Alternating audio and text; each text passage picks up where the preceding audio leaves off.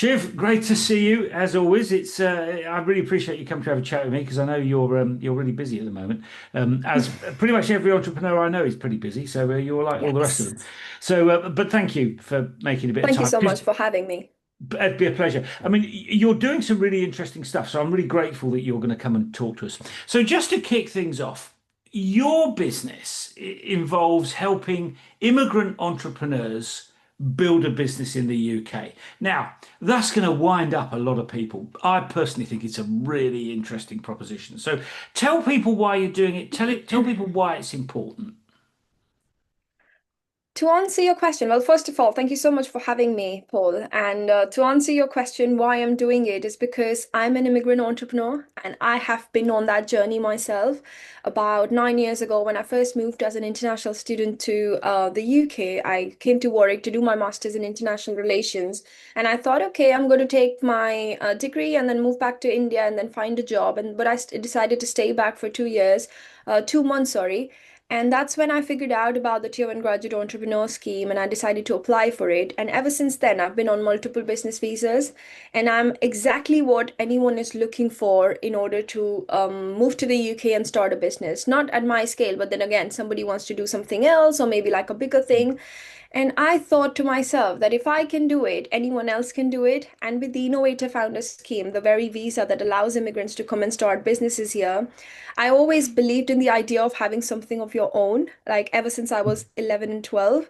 And I always pushed that. I mean, I keep telling my sisters and brothers as well, why don't you start something of your own? You're so good at this. Why don't you do something about this and build your own venture? And I think that kind of inspired me to help other people who want to start businesses here.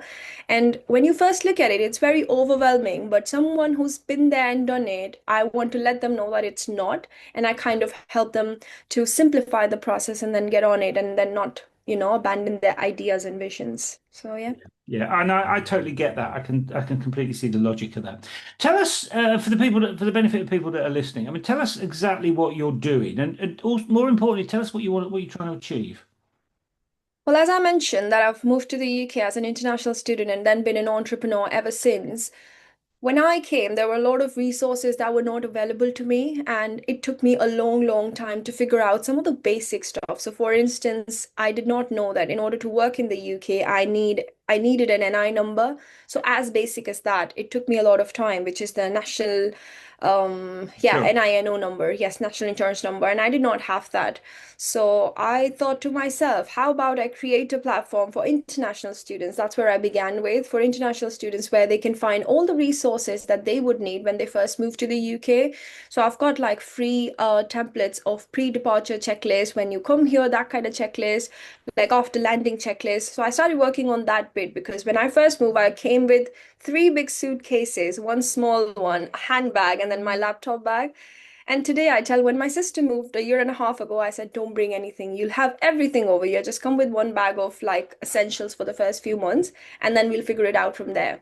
And I want everybody else to know that as well. You do not have to be packing three, four suitcases because you're not firstly coming to an abandoned country that does not have any kind of Yeah, we resources. have plenty of shops. Exactly. Plenty of shops and lots of other stuff that they would be needing. And I understand that as immigrants, we're always looking for our food. We're always looking for if we'll find our people. But then today, you can find any kind of food anywhere in the UK. It's not that tough. At least majority of the places you can. So that's what I wanted to create, where people would know what to get, what not to get, because I had a very bumpy ride before I came here. And just to simplify that. And as my entrepreneurial journey evolved, I realized in the last couple of years that I want to help people who want to start businesses in the UK. And that's where the start of Freshie Kit, the platform that I'm working on right now, came into the picture. I wanted to bring together all kinds of mentors, resources, tools that any new international student or somebody who's a young professional or recent graduate who wants to start a business can just go on the platform and find anything and everything. So, for example, thanks to AI and all the technology, a lot of people want to pivot careers at the moment. They don't know what they want to do. Sometimes they finish their degrees, let alone other people. I did international relations to join United Nations. Look at me today. I mean, I pitched a fintech business just after 2 months of completing my degree, having no idea about business, finance, or technology. And today I'm doing something completely different. And I absolutely believe in the fact that if people want to pivot careers, they should be given the platform and opportunity to do that instead of scaring them away from that. And that's where Freshie Kit comes into the picture, where you can speak to any mentor who's already done it, been there and done it in the UK, and you can speak to them. And something, the idea that is also evolving now, that I do not want people to think that once they finish their degrees and once they finish their careers or their jobs over here because of the visa restrictions, this is the end of the world. I see a lot of people losing hope. So, upskilling and reskilling is another aspect of the freshie kid, that you learn new skills, you upskill, you speak to the right people who have a DIY aid. Like, I'm a self taught entrepreneur. So, if you can teach yourself, take the right certifications and courses, you can enter any industry. And that's the whole vision and idea behind it, that people should not be giving away or abandoning their ideas or their careers, and then always have some sort of mentorship available, resources available to do whatever they want in their lives and careers. So I yeah, mean, one of the things I like about what you've talked about is that it seems to me that the underlying theme is about empowering people and helping people absolutely. take control of their lives, which seems to me to be a Yes. really sensible thing to do. Yeah. Yeah, I think I believe in that vision and I want people to be responsible for what they do, and more than responsible, they should also have the platform to do it. And I want to create that for people who come to the UK. Yeah. Now, let's just talk about the job of the CEO. Now, I know this is not your first gig because you've already created one business and this is your second one. I mean, Yeah. how do you see that role? I mean, the journey from an idea to global impact, which is I know where you're trying to go. I mean, it's a long journey. It's quite a tough journey. I mean, how do you see the job of the CEO? Tell us about that. I believe the job of the CEO was early on, at least right now when I think of it, early on, the job of the CEO is to be wearing multiple different hats at this stage. I see it like that because I'm a one-person team at the moment. I always hire interns every once in a while when I need some help and assistance. But then, more than that, in an early stage business, especially when you're in the ideation stage, you are your own marketer, you're your own editor, you're your own content creator, you're your own salesperson. You also become the person who's doing the business development and all sorts of things, the hiring and the firing and everything, basically. So early on, an entrepreneur's job is to be wearing those different hats and kind of equipping themselves to become aware of the different parts of a business. An entrepreneur should always know, a CEO should always know what's going on in different parts of their business, even if it's like a bird's eye view. And then later on in the stage, when they've become something and then the idea is established and now it's executed, then it's important to delegate. I think that's something I kind of struggled with. I still remember something when I first started, because I did not have any business or tech knowledge. I remember my tech, not co-founder, but he was an outsourced company. And I woke up and the guy called me and he's like, Shiv, I can't work with you anymore. I was like, but why is that? And this is the person building the application for me. And I have no idea how to do that. Whilst I'm teaching myself, I still don't know how to do it. And he called me and he said that I'm not going to be working with you anymore because I'm building my own business of furniture. So I need time with that. I was like, but you can't give me that short a notice right now. Like I've just woken up. Don't give me this news. And the minute he hung up, I started crying. I was like, this is the end of the world. I cried so much because I thought that he was such a core member of my team. Whilst it was very early stage, but still just to, because I had no experience before this about entrepreneurship or starting businesses, it felt like my world just ended and this business is over now. I can't do anything about it. 7 years later, I'm still here. But in that moment, I thought this is the end of the world.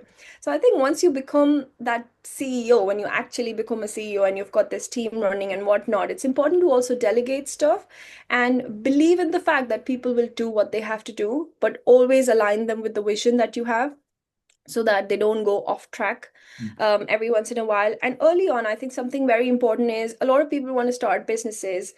I believe that if you want to start a business, it starts with a problem. You should be able to address a problem in the market, something that maybe you have discovered or something you've seen somebody else going through, but always start with a problem. And then once you've validated the problem with the market, where you see that, yes, people actually are struggling with this. Why I started Freshie Kit was I had hundreds of students coming to me, hundreds of people coming to me asking me, how do I apply for this job? What do I do when I land here? How do I start a business?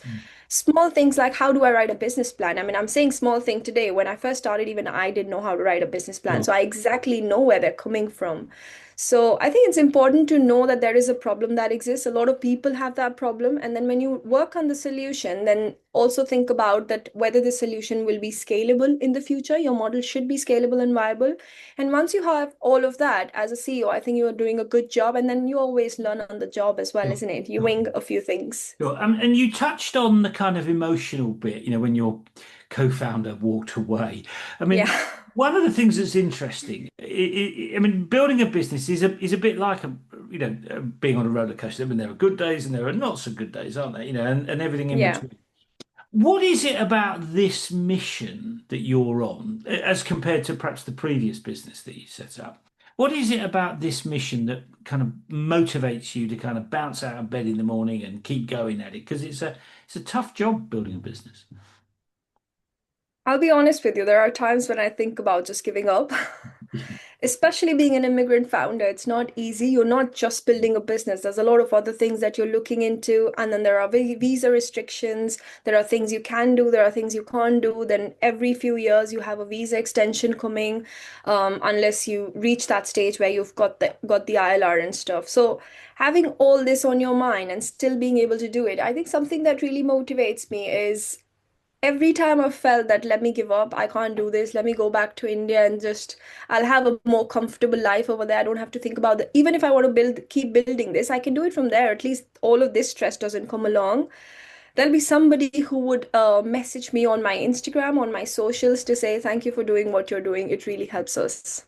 It's weird. I mean, it could be the higher force doing it to telling me that keep going, it's okay, keep going, keep consistently working on this. But out of the blue, somebody would text me saying, "Thank you so much for doing what you're doing. This was so useful. You know, the video you created, that was so useful." And I just feel like, okay, another day. Let's start fresh. And And you I make keep an going. interesting point about that most people won't have recognized is that if you went back to India, you could have a much easier life. I mean, Yes. what Yeah. what is it that's so important about doing this here in the UK? I mean, if you could go back to India and have an easier life, why are you having a hard life? It's funny now because when I first started, I was so fussy about the fact that if I ever start a business, it will be in India. Mm, Ever. And then I remember when I was first working on the business plan, I was like, this bit, I'm not going to put it in the business plan because I'm going to launch it in India. It's not going to happen here.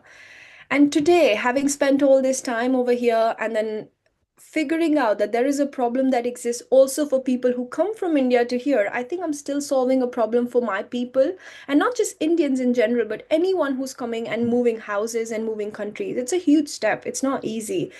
And today, when you ask me that why here, this is home. So I'm solving a problem in just another home now. So it doesn't make me think like, oh, I should go back and do it. Yes, of course, in the tough times, I'm like, oh, let me just go back. There's no visa issues and whatnot. I don't have to make my breakfast in the morning. Mom's going to do it. Things like that. yeah. But other than that, I feel I'm just solving a very similar problem in another home of mine. So this is home now. So I'm just solving a problem over Sure, here. sure. That sounds like a great thing. Let me ask you about the direction of travel. So, I mean, my experience is that there are 101 things you can do every day. Yeah. So one of the challenges for being the CEO is you have to kind of cut through the noise and say, I'm not going to do that. I'm not going to do that. I'm going to do this. How do you work out what this is? How do you work out the direction for what you're trying to do? Well, I've had my fair share of not choosing the right thing, and I think that makes me wise enough to then choose the right thing to focus on. I have focused on a lot of wrong things, wrong in the sense that those were not the things that were bringing me closer to my vision. Those were not things that were solving the problem as much as I would want it to. But I think you have to make your fair share of mistakes. I've done mine, and that's what makes you realize this is what you need to do. And something that I also try and do every single day is every night I would write down a few tasks that I have in hand. And then what I want to do is that I want to shortlist then three of them, which are the most important ones. And then the next day I just focus on that. And having turned 30 very recently, I think I also realized that you have to take one day at a time Mm. instead of just pre-planning too much in advance. This is what I'm going to do 4 months in advance or 6 months in advance. I think if you have a vision and then if you try and put together daily tasks to understand how this small task can take me closer to my vision, And that kind of solves the whole thing. I just write down a few tasks that I have, shortlist the first top three, and the next day my mission is just to get those three things done. And sometimes it's only one thing because it's huge, but that's how I take it, just one day at a time and one task at a I time. mean, you sound very focused actually, which I think is probably quite a good thing for an entrepreneur. I'm glad, thank you. Let me ask you, I mean, you've been at it now for a few years. You've been on Yeah. for a few years. I mean, do you think it's changed you? And if so, in what way? It definitely has changed me. I mean, for somebody who did not even think about entrepreneurship a few years ago, I mean, I only started thinking about entrepreneurship when I read this book called The Secret. And the idea was to understand manifestation, how that works, how can I make things happen just by saying them and thinking about them. And what really struck with me was there were quotations written in that book on every page. And I was like, these are some amazing words. And I should have been 12 or 13 at this stage. And I was like, wow, what is this person saying? I was so amazed by these words at that age. So I started Googling the names of those people. And most of them turned out to be an entrepreneur. So I didn't know what an entrepreneur is. So I Googled what is an entrepreneur. And when I read about it, I was like, I want to be this. It was just that thought, and I clearly remember it. I don't remember a lot from my childhood, but few things that I remember, this is a core memory. And I was like, I want to be one of those guys. I want to be an entrepreneur, and one day I want people to read my quotations. I even started writing them after a few years. So, and then I thought to myself that okay, I want to become an entrepreneur. And a few years later, I was like, okay, I thought about the traditional path. I'll do my undergrad, do my master's, and then work for 2 years, and then start my own venture. That was the plan.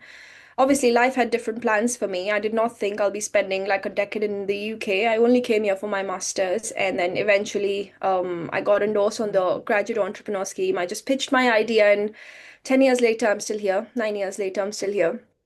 So I believe that entrepreneurship kind of chose me as much as I chose it, and it And kept has it, coming back but to me. has it changed you? I mean, I totally understand your point about Yeah, wanting to be an entrepreneur. I mean, a lot of entrepreneurs, decide fairly early on that that's what they want to do.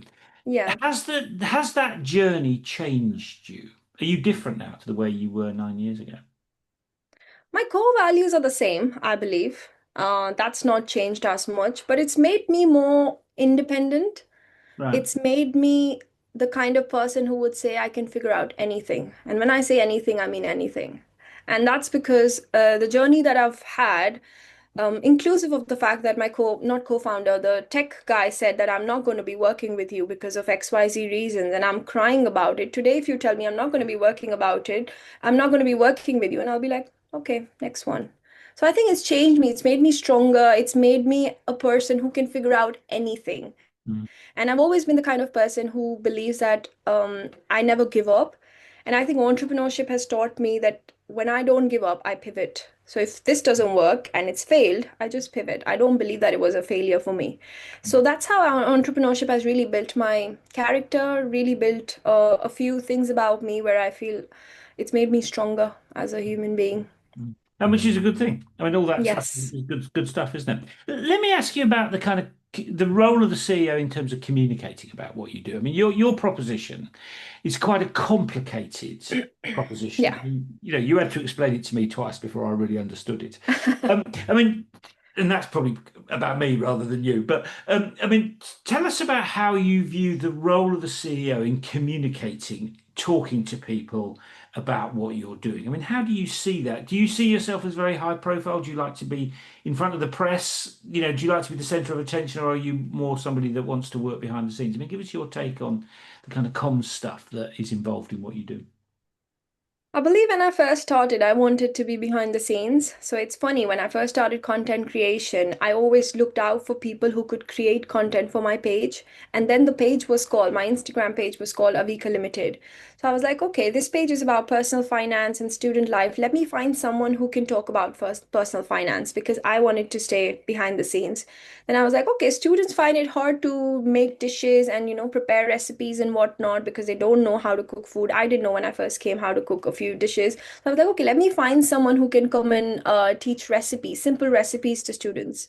So that was me when I began. I did not want to come on the camera. I wanted to work behind the scenes. And during COVID, I thought to myself, if I don't start doing content now, I'm going to be left behind. And just by doing things in the background, especially when you have a bootstrap business, it's going to be hard. And that's where I came in front of the camera. I started doing self-help content, and eventually I started doing content that could help students. So I started creating reels about how, when they come here, what are the things they would need, pre-departure reels, and how to register with the GP, how to register for NI, and other things like that, how to find a job.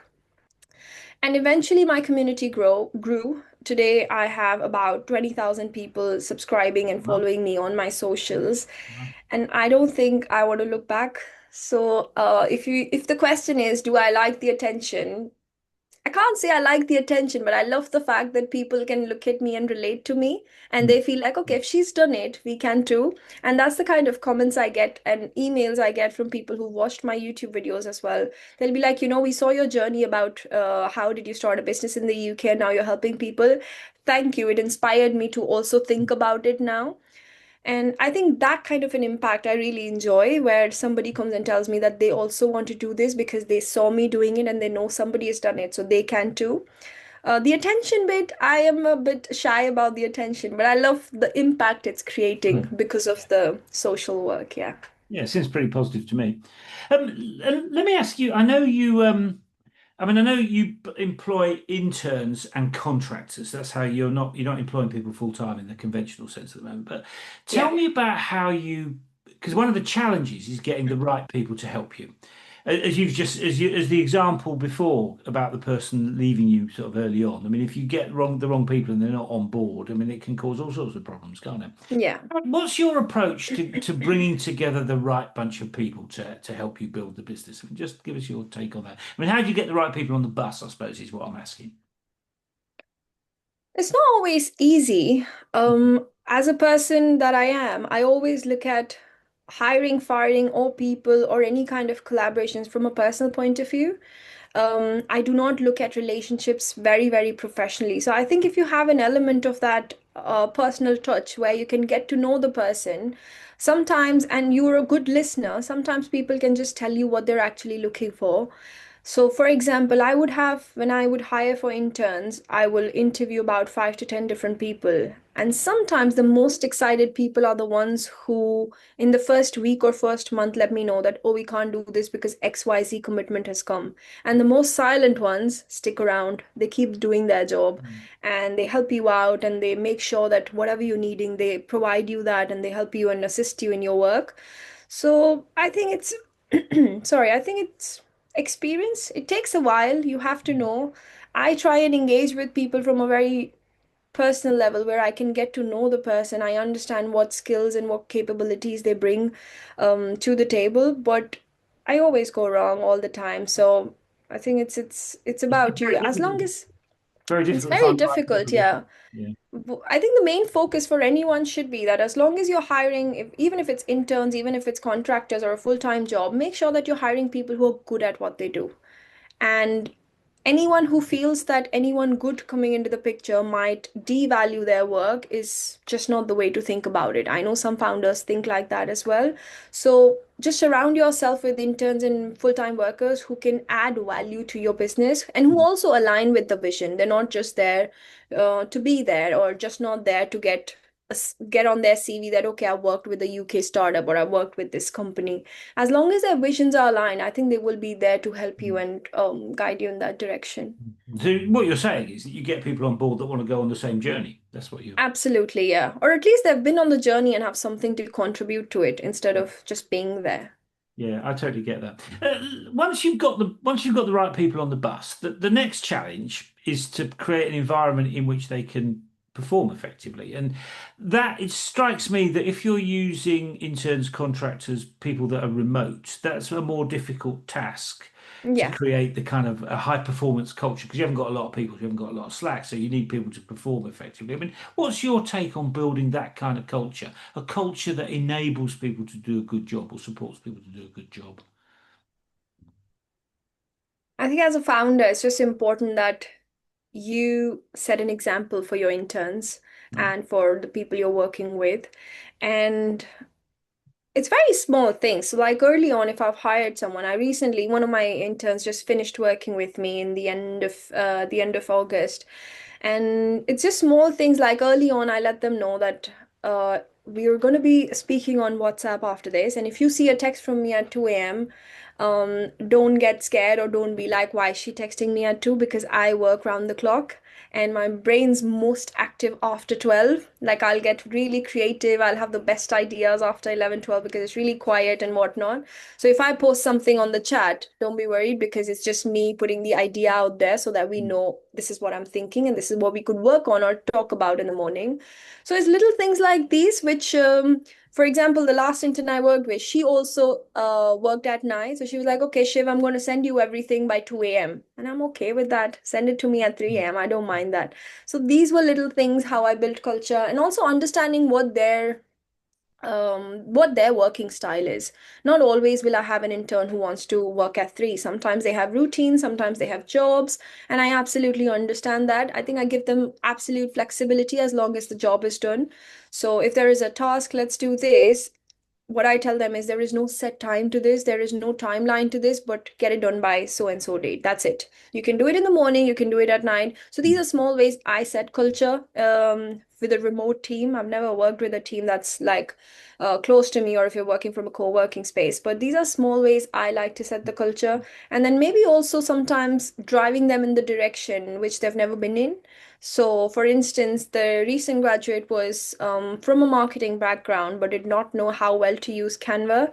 And then we did a session where we talked about it. I showed her this is how you can do it. And then she was the one building a few posts for me. So, also sometimes pushing them in that direction because that kind of makes them also feel that, yes, they are learning Kind of something. stretching people. Exactly. Yeah. And it's not just about being a part of the team. Yeah. I mean, I'm very impressed that you can find people that will work at 2 o'clock in the morning. I mean, I I've, love that. well, I mean, I'm impressed that you've got other people that can do that. Anyway, let's just turn to the process of building the business. I mean, I know you're very ambitious. I mean, what is it that you want to achieve here in terms of the destination? Where do you want to get to with this business? Do you want to keep it fairly small, fairly nimble? Are you looking to build something bigger? Are you going to take the proposition to other parts of the world? I mean, where are you going? At the moment, I do want to take it bigger than this. I'm based out of Preston, and right now, a lot of things are based in Preston, the businesses that I have collaborated with. But my conversations are global. So I have been consulting people from America, from Mm. Africa, from India, from other parts of the world. And I like it like that. I love to communicate with people and solve similar problems that also exist for people in different parts of the world. So I believe I do want to take it global, definitely. It's not going to stay just in the UK. Whilst I understand the UK market best, I'm sure I'll find someone who understands the US market best and know how people and can help how people navigate their careers in the US. It's not easy there as well. I'm pretty sure I've got two cousins who are there, and every other day when we speak, there's some new issue happening. Now Mm. that they've been there for like 2, 3 years, they've kind of navigated a few things. But apart from that, like navigating how to get a job, how to start a business, what can they do, what the visa allows them, and just becoming more responsible for their careers. That's a problem everywhere, isn't it? And reskilling and upskilling, all governments are working on that. Yeah, yeah, yeah. And with the technology in place, with everything that's going on in the world, everybody needs to reskill, including me. I learn every single day. So, no matter what age you're at, no matter what geography you're in, no matter what you've known so far, you still have to keep learning. And I believe that mission cannot be stopped just by doing it in Preston or just by scaling it to the UK. I think that's a global mission, and I want to be part of that, and I want to kind of also lead that if that's possible. Yeah, no, I'm sure it is. I'm sure it is. And Yeah. in terms of your business, I mean, what would you say are the kind of distinctive capabilities, the things that are unique to you?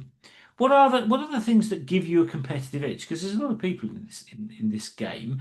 I mean, what is it about your business? What are the critical capabilities that give you an edge? I believe something very important that gives me an edge is the founder has been on that journey herself. I have navigated each step of that journey myself, and honestly, without taking any help from outside.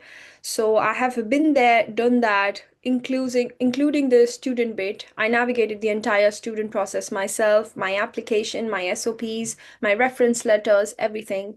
And then when I came here, I navigated a life as a 21-year-old in the UK by myself. We come from backgrounds in India where we're fed most of the things. Mom's making food, dad's feeding us, and we have a pocket money and whatnot. So we came as somebody who's not known a lot of stuff. And to teach myself that instead of going in a different direction and feeling like, oh, it's 1 year, let me just party and go back and then everything else will work out.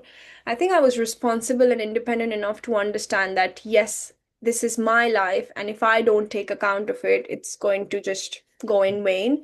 So that bit, and then navigating, switching from a student visa to an entrepreneur visa and then sticking on it for all these years, I think that kind of gives me an edge over anyone else who will think about doing something similar because they will never be able to justify, not justify, they will never be able to relate to that journey that I've lived for the last 9 years.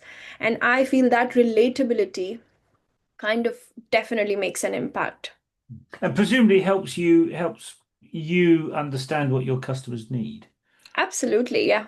I know all the questions that they have before they ask me, and sometimes even when I don't know, it's amazing to understand that these are the new issues that are coming up. And the best part is that they believe that I will have answers to all those questions.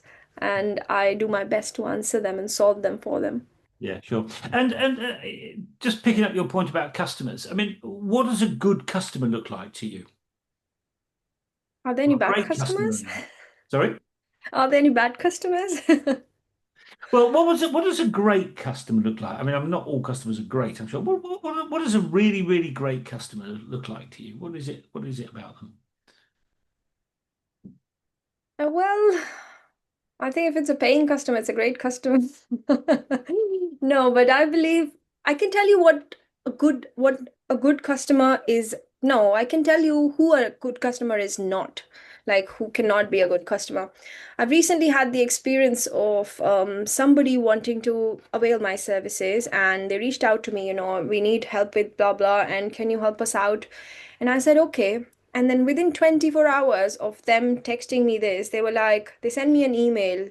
This person sent me an email saying, no, I don't want to work with you. You took so much time to reply to me, blah, blah. Like it was only 24 hours that it took me to reply to them. And the email was sent to me around 2 a.m. The expectation was that I reply to them early morning, but I replied to them next day, 5 p.m.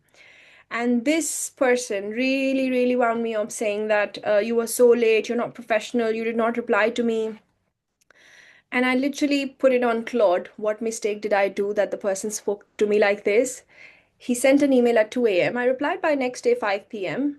Same day 5 p.m. What was wrong in it? And I'm an overthinker. So I started thinking too much about this, that what can I change as a consultant that would help not bring about this situation again? And I wrote everything down there, and only to realize that even Claude told me it's not your fault. Just don't Yeah. entertain these kind of customers.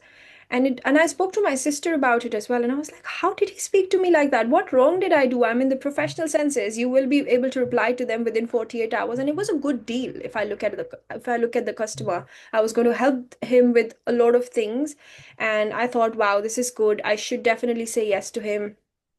And eventually, within 24 hours, he turned out like that. And I wrote on Claude, this is what I feel. This is what the customer behaved like. And I'm feeling like this. What should I do about this? So the one thing that they said was set timelines, let them know beforehand that you will take 48 hours to reply. But I thought that was the basics. But I think this person did not know that was the basic. So I just refunded them their money and told them that, okay, I do not think this is a relationship that I would like to work with. And I'm going to end this collaboration here. And the person said, yeah, fine, I don't care. You didn't reply in time, blah, blah. Okay. 1 week or 10 days later, the person came back. Hi, Shiv. I would like to avail your expertise. Please, can you help me with this process? And I'm like, what the hell? I'm glad, first of all, I made the right decision. Yeah, yeah. Sometimes you have to push some customers Yeah. away as well, and it's good to understand early on. Otherwise, that particular person would have been a headache to me for the next 1 month, and I would have been thinking about it over and over again, and that it would have affected every other aspect of my business. And then again, 1 month later, he messaged again. can I please avail your services? Because I know you're an expert in this and I need to speak to you on XYZ. And I thought to myself, I'm so glad that I let this customer go. So, a good customer is a good customer, but what's important is to also understand who a bad customer is and keep them away early on because that can really affect you. It affected me for a while and I kept thinking about it. I still have that Claude screenshot on my phone. For anyone who behaves like that, I'll just read that and I'll be like, okay, this is I need to push this away. Very good, very important lesson, really, isn't it? Yes. Not all customers No. are good. No. So, just picking up that point, though. I mean, in terms of how do you? Well, the having great customers is very important, and building a good relationship with customers is very important because you want customers to keep coming back and all the rest of it. Yeah. What's your approach to building relationships with customers and partners? I mean, do you have a view about the best way to do that? I believe if you want to build a good relationship with your customers, be honest with them about everything majorly. And when I say be honest with them, if you have timelines, let them know if you're exceeding those timelines. That's important. It's important to also make them believe that you are part of this journey and whatever you achieve, I achieve it with you. So if you succeed, I succeed. But if you don't succeed, it also hits me as a person and as a business because the minute I say yes to a customer, we become part of the same journey, isn't it? Even if it's like 1,000 customers, any 1,000 people who say yes to joining Freshie Kid, they're part of my journey now, and it's my responsibility to make sure that their journey is good enough. And if it's not, then it's my problem, not anybody else's problem, not the co-founder, maybe the co-founder, but not the CTO or not any new hirings that I've had. So I believe in order to have a good relationship with your customers, be very honest, let them know what the time scale looks like and how much time things are going to take. Be communicative. I think something that I can't say I'm bad at it, but I'm trying to improve is I'm not very good at communication. So sometimes I do get my clients come back to me and say, you haven't replied to this email. You haven't replied to this email. In my head, I'm like 48 hours official. That's fine. But in their head, why aren't you replying to me very, very quickly? And I think I made that mistake early on when I started because I would just reply instantly or I would reply at 2 a.m., 1 a.m. Just to prove the fact that I'm working all the time. Not working all the time, but I'm available. If I'm late, it's fine. If I even if I'm replying late. I think that gave them the wrong assumption that I'm available all the time. So when I did not reply to them, that created a fuss.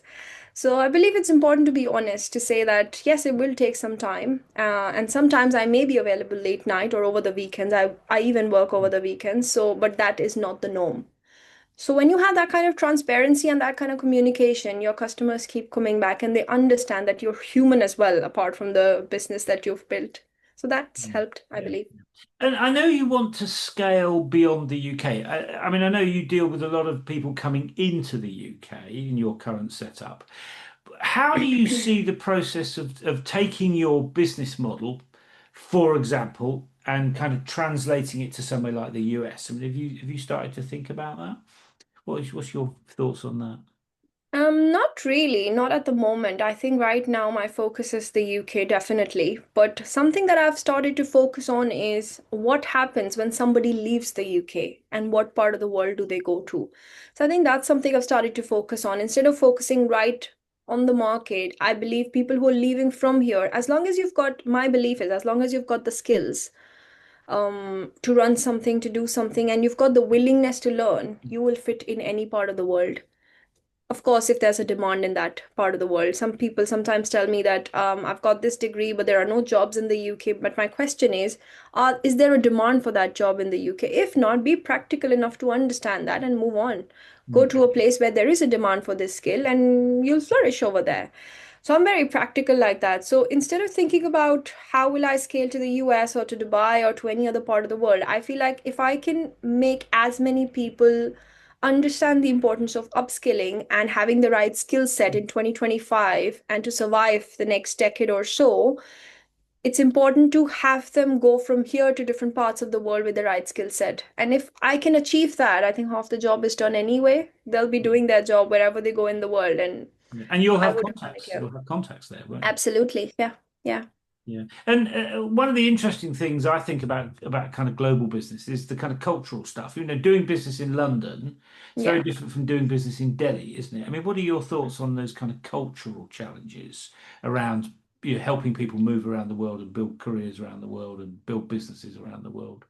Well, you've just got to build a good network, and that helps. So, for example, I've got, and thanks to my friends moving to different parts of the world, that kind of eases this thing out. So, I've got friends in Canada, I've got friends and family in America, I've got some friends in Dubai, I've got friends in Australia. So, I can always ask them about things like these. What do you think? How do I navigate this bit? And what do you think about this? How do you guys do this?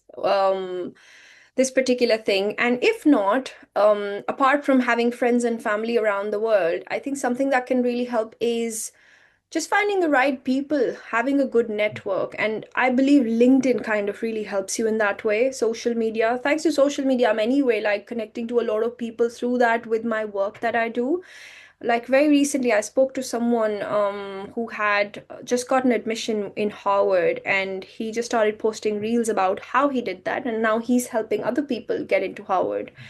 So, sitting in Preston in this room, I'm speaking to someone sat in Harvard. I think social media and technology has kind of made it really, really easy. So, that's not something I really worry about. As long as you're willing to speak to people and build a network and connect to people, not just professionally, but also getting to know them, they'll help you out in whatever it is that you want to do. So, small examples through social media, I met someone. I was going to Paris in 2022, and this woman followed me, and I followed her back. And when I went to Paris, I met her. And very recently, I invited her to be a mentor on my Freshie Kit platform. So, for anyone who wants to move to Europe or specifically to Paris or France, then they can speak to her. And this was a very, very organic relationship we built through social media and then by meeting once when I was there. So, I think Yeah. that's the idea I'm kind of working on. Yeah, building it organically. I mean, it sounds like a very sensible Yes. strategy. Let's just talk about some of the things that you've learnt. I mean, um, Muhammad Ali famously said that you don't lose a match by being knocked down. You lose if you stay down. I Yeah. mean, we've talked previously about how, the entrepreneurial journey can be a bit up and down. I mean, have you ever felt that you've been completely knocked over, and what impact do those sorts of things have? I mean, those sorts of when things go really horribly wrong. Well, I go to sleep. That's my easy way out. I mean, uh, very early on that particular phase of my life, when this tech person told me he's not going to work, I think that really hit me. I thought my business is done. I'll have to come back. I can't do anything because I did not realize that if he's gone, there'll be another tech person. And it took me a while to shortlist him. I spoke to like three people, like a while it took me. So I understood that I need to speak to more people. There are more people doing similar things, and that incident really shook me that I'm still talking about it like 8 years later. But it taught me a lot of things. It taught me that that is not the end of the world, firstly. And any failure, any knockdown is not the end of the world. And how I cope with that is mostly I would just go in a cocoon and not speak to anyone if something's going really wrong. And I would cry it out. I'm not a sharer, so I don't like to share my problems with other people. That's another good thing and a bad thing. But yeah, I will just sleep on it for a couple of days, and the third day I'll be like, big deal, let's do it all over again. Let's see what happens now. Mm, So that's the kind of attitude I have. I'm not somebody who will give up on things like no way, that's just not me. mm. And feeling knocked down, yeah, just go to sleep Yeah, and I then like wake I up like feeling better. Winston Churchill famously said that success is about going from one failure to another with no loss of enthusiasm. And I always Yes, think that's quite a good way to look at it because the journey is it's so much stuff. exactly. And Yeah. yeah. Okay, and let me look at the other side to that coin. I mean, what would because you're now being really successful and you're growing and you're confident about, all the other things that you've talked about. I mean, what would you attribute your success to? Contribute my success to. I think a lot of that contribution has to be my parents. Right. And They what gave they me, did, how is it? I mean, how did your parents help you be successful? I mean, just tell us about that. Yeah, I believe as a 22-year-old, when I applied for the innovator, no, for the Tier 1 graduate entrepreneur scheme, as somebody who moved from her home country to study international relations and told my parents I'll come back after 1 year, and then to tell them 10 months later, I've applied for this scheme with a business idea out of nowhere, and them telling me, go for it, see how it goes. I think that push, that support, that encouragement, that silent not pulling me back to the country or telling me, come back, why are you even there? All your friends have literally everyone went back except me because we did not have the graduate route then. So, them just letting me be and doing my thing, that kind of really supported me and made me feel like I can do anything. And my father has always believed that whatever it is that you do in life, be confident about it and have a mark. Like he's also a leader. So I think that's how I get a lot of my traits. So I believe they gave me that platform. They allowed me to fly. They allowed me to do what I want to do. It's not easy being an Indian girl staying away from your home country for 9 odd years, and then also saying that I'm running a business, which a lot of people don't understand. I know my father keeps asking me, where's your office? And I tell him I work from home. These are things some people are still getting used to, isn't it? Mm. And he'll be like, but every business has an office. Where is your office? So I have to explain things to him. Sometimes, yes, he would push back by saying, how long is it going to take for you to be successful then? Why? And when he listens to other people, like other cousins of mine who have jobs and who've like settled lives, he'll be like, "But why are you doing this?" But he also always supports me by not ever questioning me. Like this question would ever come once a year when he would feel like, oh, I wish she was more settled than this. But I enjoy this. This is the life I want to live. And I know success will come, like the big success, which looks success to most people. But I just love what I'm doing, and he knows that what I love what I'm doing. So I think the support from both of them has been the biggest factor of. Sometimes I even think like if he doesn't support me, probably I don't want to be doing all of this. Mm. So I think that support really pushes me to keep going, and yeah, it Yeah, motivates me every single day. yeah. And in terms of the things that I know you've achieved lots of things. I mean, what would you say what are the things you're most proud of? I believe the life that I've built, I'm really proud of. I am a very responsible, independent woman, and I've done good for myself. I look after myself. I eat healthy. I have a roof over my head, which I pay for. And I'm passionate about the things that I do. And I think these things I'm very, very grateful of. Apart from the big things, of course, I can be achieving lots of other things. Wow, I have 20,000 followers, or wow, I cracked this collaboration. Those are the bigger materialistic things I'm not too bothered about. If I keep working, those will come to me. But something that I'm very proud of is that this is the life that I've built for me, and I'm wholly and fully responsible for it. And anything that also goes wrong with it is my responsibility. And Mm. just to have that accountability as a person, I believe not a lot of people have that. Or at least I like to think like that. But yeah, I just feel like I've done a good job by looking after myself all these years, and I've been alone all these years. So, doing my own thing and, making sure that every obstacle that comes, I overcome that by myself. So I feel very proud of the fact. Like every night I tell myself, thank you for this roof over my head, thank you for the food on my plate, and thank you for keeping me healthy because I make those choices every single day, isn't it? And if I just choose to not do all of this, I could be just any other person. So I'm very proud of that. A proper entrepreneurial mindset, it seems to me you've got. Is it? Yeah. Oh, Couple of final questions before we wind up. I mean, if you were to give some advice to somebody starting out on your journey, a rookie CEO, as it were, I mean, yeah. what would that little nugget of gold be? One advice that I would like to give anyone and everyone is be patient. Whenever it is that you start, don't expect things to fall in place very quickly. And any time that you do fall or you do get knocked down, I always write in some of my quotations in on Instagram when I'm writing captions and stuff. If you fall 7 times, get up eight.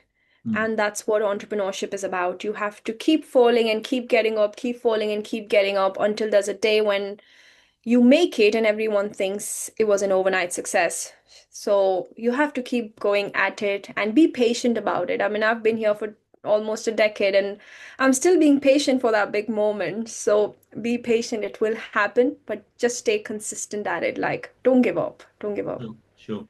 And a couple of final questions. I mean, what I mean, all the talk at the moment is about the impact of AI. Now, I know you use AI within your platform. Yeah. What's your take on how AI is going to kind of shake down in your world? I mean, give us your view about what you think is going to happen. I believe it's going to accelerate a lot of things. A small example, I was applying for an accelerator very recently, and the founder messaged me saying that if you don't send in an application by tomorrow, the cohort will be finalized. I went on to this platform that creates presentations within seconds, literally, and I just had to prompt it. And my presentation or my pitch deck was ready for it within a couple of hours of me like prompting, going back and forth, back and forth, and I submitted and I got on the cohort. So I Well believe done. AI is going to really accelerate things. The amount of time it took me to do a lot of things, someone else can literally do it within a month's time, maybe a few days' time. And that's the beauty of it. Now nobody can complain. I don't have a CTO. I don't have this person. I don't have somebody to market my brand. You can literally build anything and everything using AI in today's time. At least you can have a kickstart to things. And then as you scale and as you have more money, you can invest that money into your business and then do bigger things and scale the business in a different way. But for any entrepreneur, for anybody who wants to start a business today, you have got all the tools available to you. And that's something also I'm focusing on the Freshie Kit, where I can include all the tools that any founder would need. So, for example, if you want to create your logos, you can go to a Canva AI. If you want to do some note taking, you can go to a Notion AI. If you want to create presentations like I did within a couple of hours, you can go to a Gamma AI.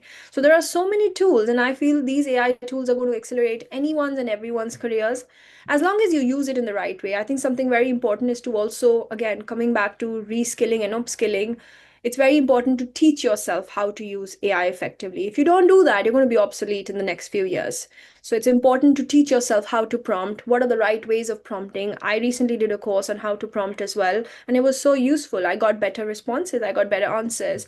So as long as you go with the flow, teach yourself these skills, AI is going to change your life for the better and accelerate your career in lesser time than you would have imagined it to. Hmm. I mean, either way, it's going to be a pretty interesting few years. I think that's. Yes, yeah, yeah. Well, one last thing. If people want to get in touch with you, I mean, how do they contact you? Well, I've got my socials, so you can reach me on my Instagram, which is Shivika Pratap. And then I've got my LinkedIn, same name, Shivika Pratap. And if you want to email me, you can reach out to me on shiv@avikalimited.co.uk. And yeah, I don't share my WhatsApp number.